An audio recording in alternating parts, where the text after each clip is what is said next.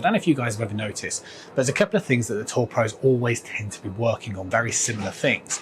And I've seen images of both Rory McIlroy and Tommy Fleetwood on the range working on a very similar exercise. Now, to be able to mimic this exercise, you're going to need a couple of things. The first one is an alignment stick. That's easy.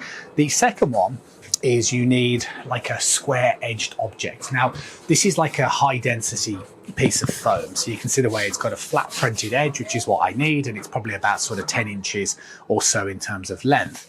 You're going to need something like this. You can get creative. Sometimes using like a little block of wood is an option. However, if you hit it, obviously you just got to be careful that you don't injure yourself. Now, the things that tour pros are always trying to do is they're trying to keep their arms connected to the body, and they're trying to control the club path. Now, your club path is the bottom part of the golf swing. So what you want to try and make sure is the club's not swinging excessively in to out or excessively out to in. And the way you do this is by placing your piece of whatever it is that you end up getting, your little block of wood or my high density foam, opposite the ball, and so it runs parallel towards my target line, like so. So I've placed this alignment stick to represent my target line, and I've put my little high density piece of foam down like so.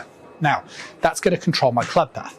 The problem is you could still control your club path by coming down on an indifferent angle. So what we tend to see Rory working on, and I believe he tends to work on this because of his takeaway. Now, you guys, you'll either need a bucket, like I have to, unfortunately, because we're not hitting balls off grass.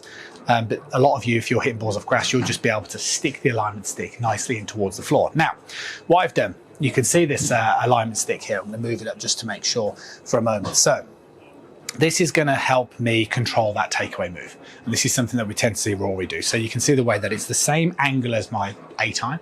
And when you take it back, you want to make sure that you feel like the club stays in front of it. That's one way to practice. I'm not a lover of that way, if I'm honest, because all that I tend to find is that that type of exercise may be quite good to help you get the feeling of taking the club back, but then golfers are worried about hitting it on the way down and swing way over the top. What I prefer is what I've seen of Tommy Fleetwood.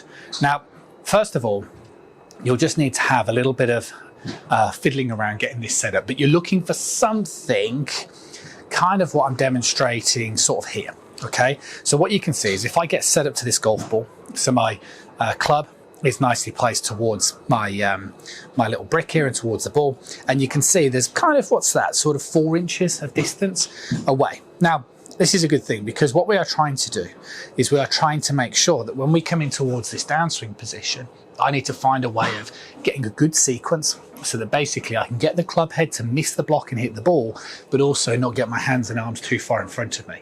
And what this does, this will encourage you to turn.